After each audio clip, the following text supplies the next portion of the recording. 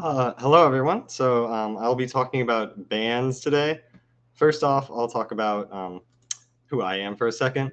Some people know me from last year, but I think we have a lot better turnout this year. My name is Bryce Stout. I'm a PhD student at the university, or I guess at North Carolina State University in the United States. I'm in my second year in the Communication, Rhetoric, and Digital Media program. And my master's thesis, which I also did there, was on Smash, basically, on both the code of conduct and kind of the PM scene and the relationship with Nintendo, and then like actually going to Ultimate tournaments and talking to people. So that's kind of my background. I've also played Melee since 2014. I play Ganon. I'm originally from Iowa, but now I'm living in North Carolina. So that's a little bit of context. So let's get into talking about the actual topic at hand, which is bands. So I'm going to be talking about all this stuff, and it probably may fly by faster than you can write down or process. I don't think people are taking notes. But I do have slides to share basically at the end that have all of this kind of cleanly there. So the first topic is bands and cancel culture, basically. So the idea of canceling someone is kind of akin to the idea of deplatforming them, whereas banning someone is a punishment meant to actually remove them from a space, basically. So both are aimed at harm reduction, but deplatforming directly lowers people's power and thereby their capacity to harm, whereas banning people from events directly creates like a barrier from physical harm, a safer physical environment. So they're two sides of not the same coin or whatever, but they're working towards the same means essentially. Whether you call it canceling or deplatforming or whatever. So since we've seen some players using their platform somewhat problematically, we'll move into some case examples now. The first one being the player Hacks, who I think people are obviously familiar with the situation from over the past year with Hacks, basically. That's an example of someone obviously using their platform pretty knowledgeably and knowingly using their platform as leverage to make an attack on someone, basically. So that's a problem. That kind of I thought that was a non-controversial point until we were rehearsing this, and I found that there's a divide on that. So I'm sorry, but that's my hand on that, basically. Um, Ultimately, you don't need to be a criminal to be creating conditions in the community that make fewer people want to be involved in the community. So, yeah.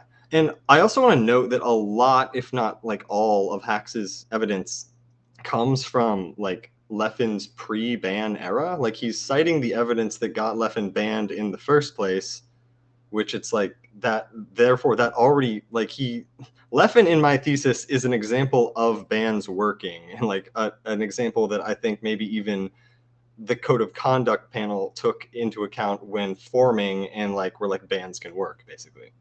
Uh, so yeah, that's my thoughts on that. The next case example I have to discuss is D1, which is a different angle completely. Obviously, the idea of sexual misconduct versus harassment, they're both unacceptable things that you don't necessarily need to create a hierarchy between, but they're both different bad things, basically. So it just highlights how the types of offenses are very diverse within the community. In D1's recent quote unquote apology / sorry if I hurt you thing, he only even kind of partially acknowledges the things that he did or was accused of in the first place. He does at least acknowledge that 1 year is not enough time for the Reformation necessary. But this gets at how we can ban someone from the Smash community, and this is related to the idea of his platform. We can ban him from the Smash community, but we can't ban him from like Twitch or like the internet as a whole. You can kind of ostracize someone and like cancel them, but you can't like we the Smash community can't ban people from the entire internet, which is interesting because D1 was very closely working with Twitch, obviously, and Twitch has policies for banning people for off-platform offenses, which are actually very recent and kind of good. But what D1 did, like triple air quotes, according to these policies, isn't something that they would take action against, basically, despite being egregious, basically. So Twitch, not the ally that they could be, basically, here. But the next case example I have to talk about is that guy that you know. So basically, it's really important to acknowledge the difference between trying to ban top players with huge visibility versus banning people in your local scene. So even talking about banning people that you know can be really weird. It can feel strange. And that's worth acknowledging, basically, but it's definitely worth prioritizing safety, basically. Even if something's like borderline wrong, you address it somehow. It doesn't necessarily have to be a ban. It could be a conversation, which is the advantage of knowing these people. You kind of have more capacity to actually maybe get through to someone that you know who's going to listen to you and change their behavior before it turns physically bad or something, for example. So yeah, also something with the smaller player bans, that guy that you know bans, it's easier to ban someone, or it's even easier to go through with banning someone if you know that it's not affecting their livelihood, basically, like it does with the big smashers, which isn't really a factor we are considering when considering banning people with a lot of power in the community. That's not where we're coming from, but it is a factor. Like, remember, when you're banning that guy from your locals, it's not his livelihood or whatever. It really is just someone wanting to play a video game in those contexts. And also, knowing people is a double-edged sword, and distance from cases, I think, can be particularly helpful. There's actually an example I heard during the rehearsal, basically, that I was doing, where the European melee scene, basically, there was like a feud between, I think, an Italian and British player.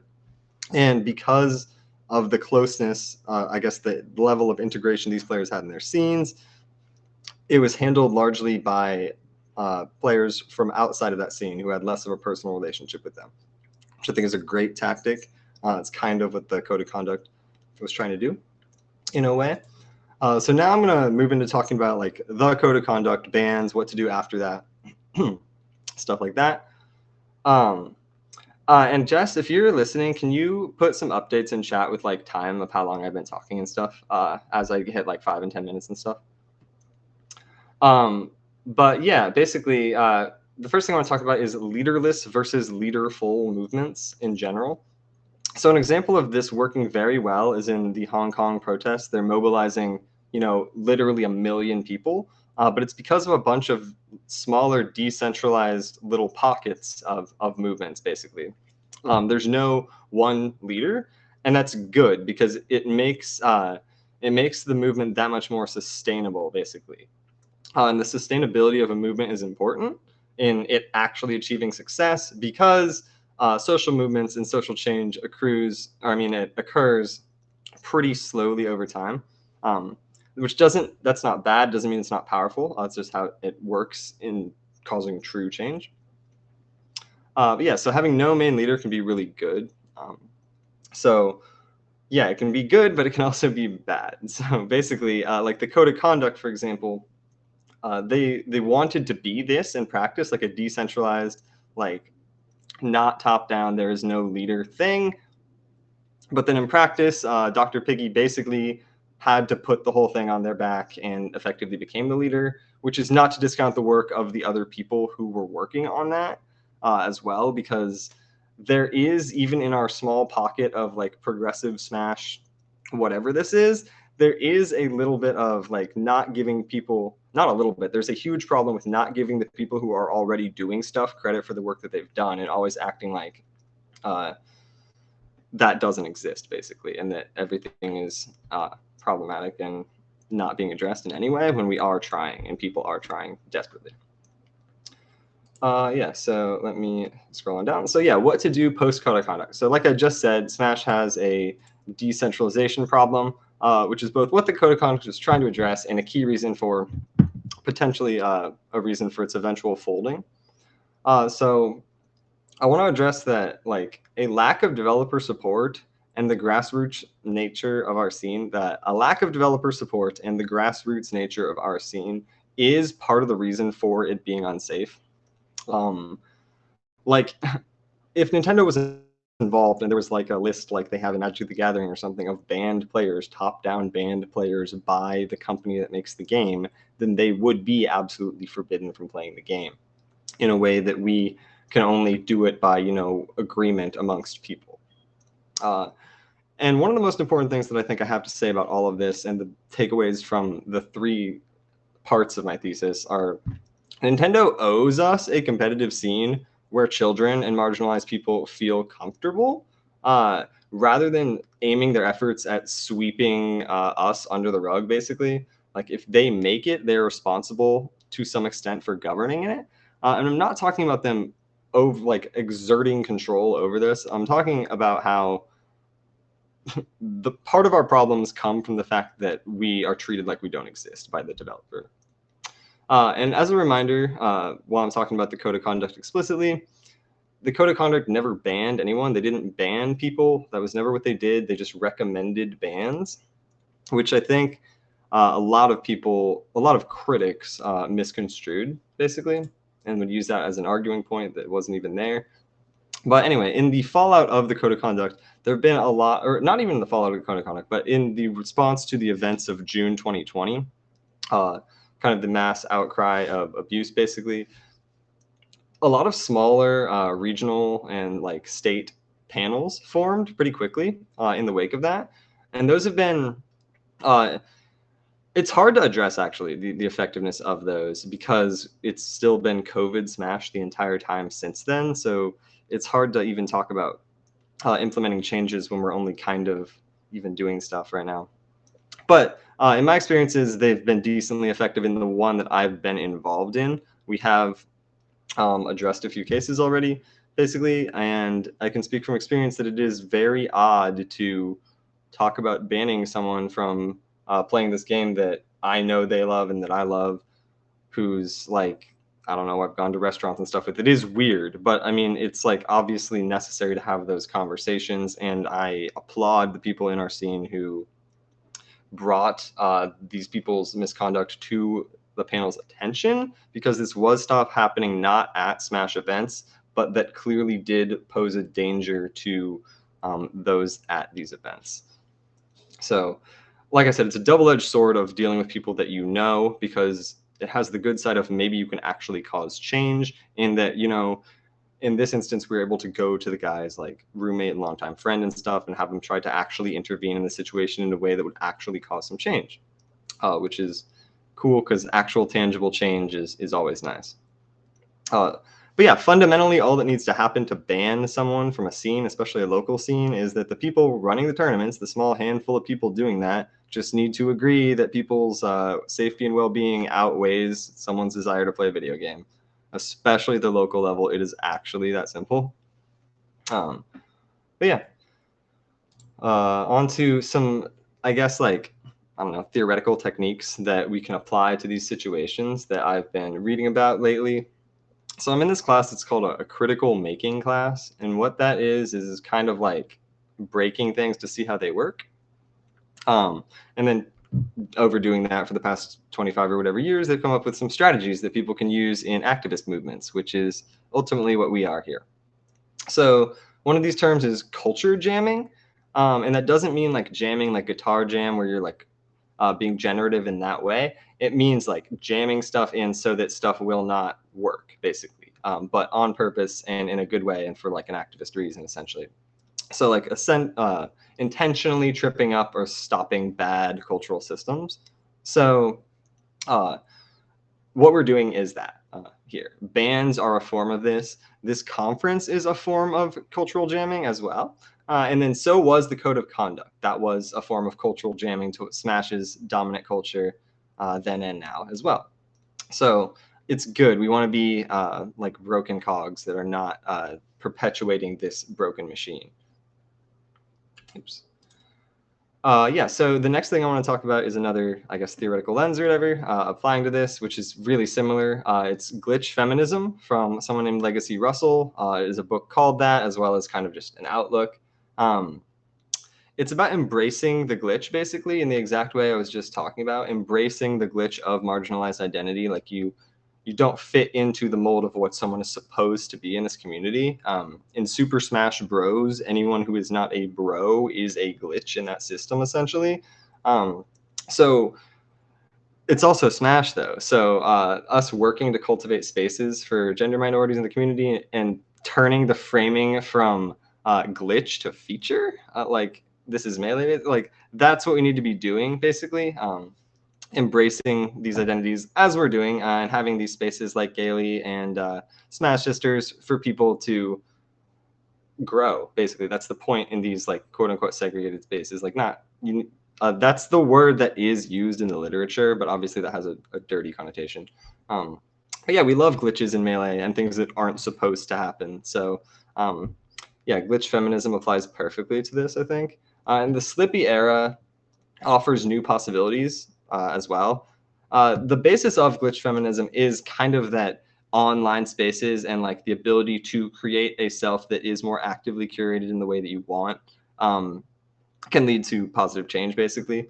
But obviously, people still are humans with like physical bodies and stuff. So Slippy just offers an interesting, middle ground. Like you can grow on there with your friends in a way that you may not be able to at physical events. And it is a problem. Like Smash Sisters is awesome, but it is kind of at big events, right? Like it's not biased necessarily towards women who are in those geographic regions, but it definitely works out better for them. Whereas having Slippy now, kind of everyone can, within reason, everyone can play. Or at least more people have access to playing in a space where they feel not physically unsafe. And this has kind of turned into me just like ranting about what to do rather than bans specifically.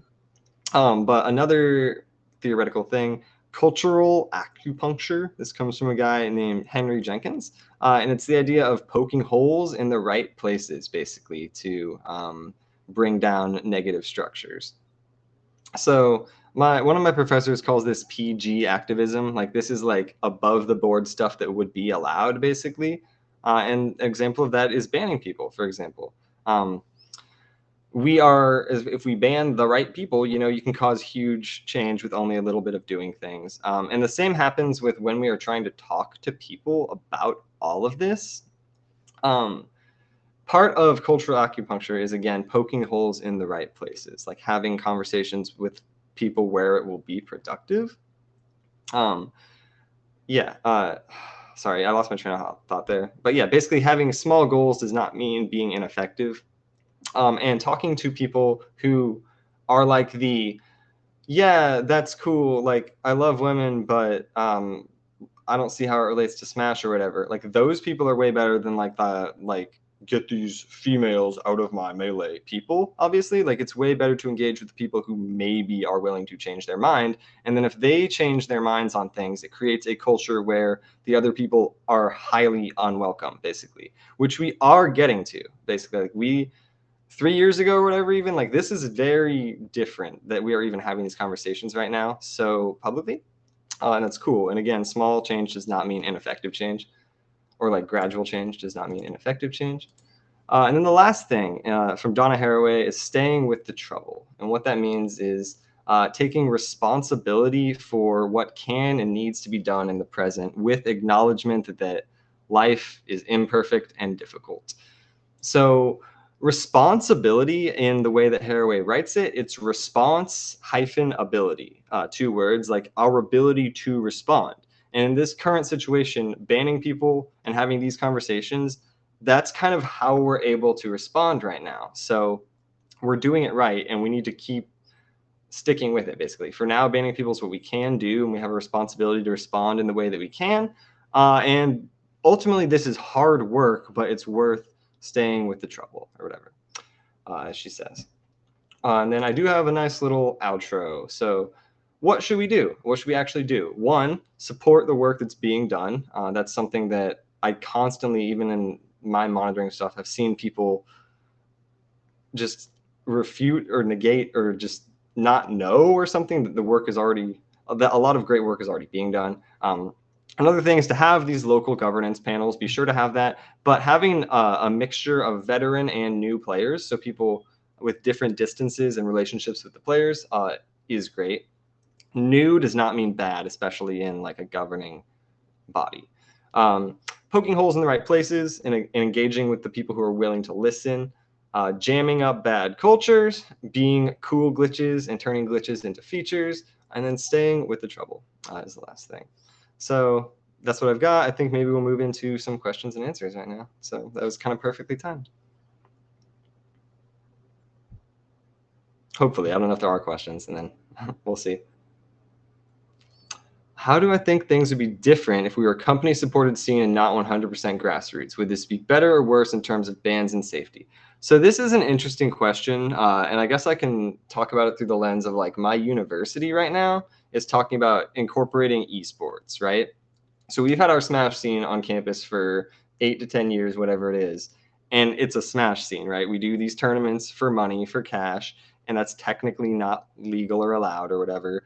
And our 25 people or whatever, like our core Smash scene is very concerned about intervention from other people, and I cannot like deny that that would happen. Like Nintendo would bring some stuff we don't like as far as regulations, but if the tournaments are run by Nintendo, I think of it, I guess, more being akin to something like a Yu-Gi-Oh tournament, where yes, the scene is a bunch of like sweaty 20-year-olds or whatever, but it's not just that. Like it is actually like you can bring your child there and they will be at least physically safe. It might not be the greatest social environment still, but like Nintendo running the tournaments would at least hopefully mean like kids can be there. And if children can be in a space, then it's hopefully safe for adults of all sorts of identities.